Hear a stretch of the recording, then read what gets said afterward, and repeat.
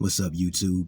Welcome back to the Saving Men's Lives Network, where all men and boys are welcome, and our issues are treated with the respect that they deserve, where excellence is our goal. A place to remind you that you are loved, that you do have intrinsic value, and to suggest that you do yourself no harm. There's been a lot of talk recently, fellas, in these YouTube streets about a group of men who are being referred to as the passport bros.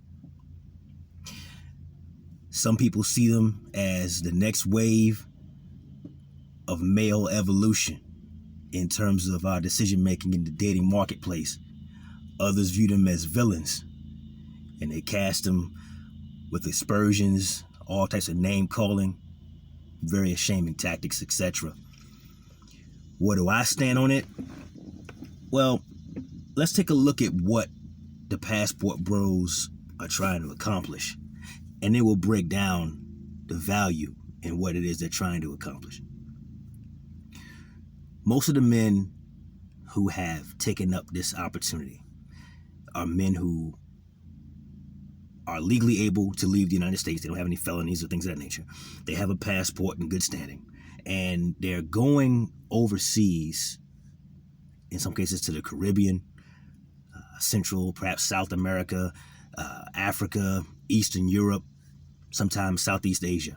And they're going to these foreign locales to seek, of course, beautiful women. And there are a host of very beautiful women from all over the world, especially if you're the kind of guy who doesn't mind.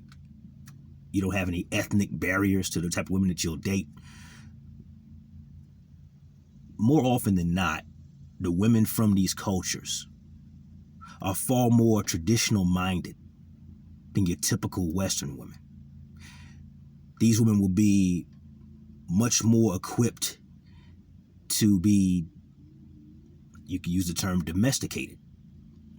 People frown on that word because most times you think of pets in that way, but there are certain things such as domestic skills, being able to cook healthy, nutritious meals that are tasty, being able to keep a clean home, watching over children, things of that nature.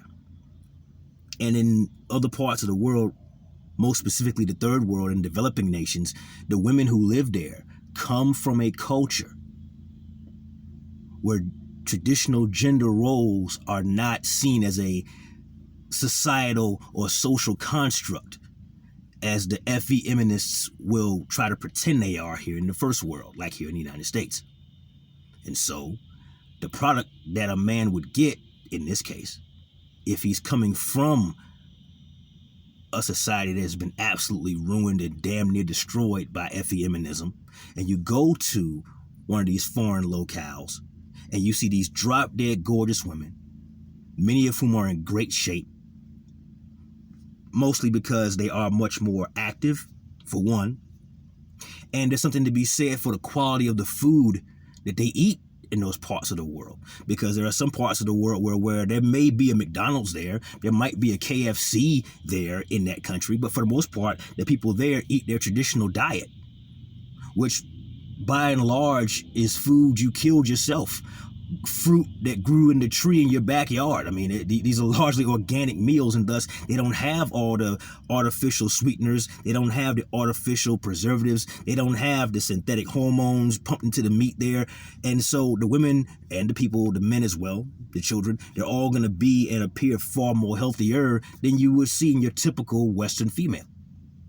So you get there, you come from a society where you gotta check off all the 6 sixes, and I'm gonna do a video on the 6 sixes in a little while. But in the States, I would imagine in Canada, over in the UK, in the Western European Union nations, you gotta meet all these checkpoints. You gotta be this tall, you gotta have this kind of car, you gotta live in this kind of neighborhood, you gotta have a 6-pack in terms of your abdominal definition, so forth and so on. Well, after getting beaten down with this, if you don't check off all of the boxes and you're having very little luck with women here in the States or here in the West, and then you go overseas and the women are friendlier, they're in better shape, they're more cooperative, they're not as combative, and they treat you well, and they don't look at fulfilling their traditional gender role as somehow being oppressed, and then you come back home after your vacation's over, and you look around at what you got to pick from in your own country, and a lot of these guys, the passport bros, are saying, why the hell would I waste my very valuable, irreplaceable time, my hard-earned money, and my attention, which is little more than a narcotic for women, with the females that are around me who will not appreciate nor value them? I say this, and shout out to men like Auston Holleman. Shout out to him for expressing loudly and very clearly his thoughts on the matter, as far as why he will never date an American woman ever again. This is a guy who is an American citizen, as best I can tell. He's not a bad-looking guy. He's in decent shape. I don't know his income situation, but I would imagine he makes decent money. He's the kind of guy that, from a distance, from the outside looking in, most women, especially black women, would typically find appealing. And he wants nothing to do with them. He'd rather go to Brazil, because there are remnants of the African diaspora in Brazil, as well as the Caribbean and other places throughout Central and South America. Slaves weren't just brought to the American South, for those of you who didn't know. And so he would rather go down there and get an attractive woman who behaves herself, who's an actual asset to him, than a constant emotional and financial liability. And I salute him for it. Him and all the other guys who are making that move. To my guys of all skin colors, going to these foreign locales, and you're finding beautiful women who aren't 70, 80, 150 pounds overweight, who don't mind fixing you a warm, nutritious meal, who are encouraging. Shout out to the late, great Kevin Samuels. May he rest in peace. He spelled it out perfectly. Men want women who are fit, who are feminine, who are friendly, who are inspirational. And if you have to leave where you're from to go elsewhere to find what you're looking for, need I remind you that every day is election day, and men vote with their feet and with their wallets. Now, their detractors, the people who are hating on them, call them all manner of names, it's interesting where the perspectives come from. Now, for the women who are calling them out of their name, for the women who are insulting them, saying you can't get laid in America, you can't handle a strong black woman, you can't, all of the nonsense that you would expect to happen, the reflexive responses of those who have no argument to begin with. The problem that you run into, ladies, those of you who, and by the way, for you women who snuck in here into this all-male space to eavesdrop, you know what? Welcome. If you're not the kind of woman I'm about to talk about, I'm not talking to you. I'm not talking about you. So, bear that in mind. But for the women who would make those asinine statements, ask yourself a very important yet uncomfortable question. Why do you care?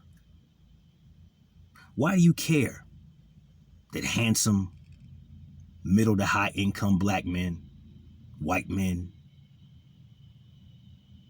Hispanic men, etc., are taking their show on the road? Why do you care that they're going places where they can be appreciated and not just barely tolerated? Why do you care these men are taking their attention, their time, and their money and sharing it with women who give them a great return on their investment? Now, no place on planet Earth is perfect. No group of women are perfect. And female nature is a constant and it's universal. We understand this. However, as mentioned in the last video, body positivity is a sham. We understand that women conform to the society they're a part of, for better or for worse. You don't see, for example, thought culture running rampant through the Muslim world.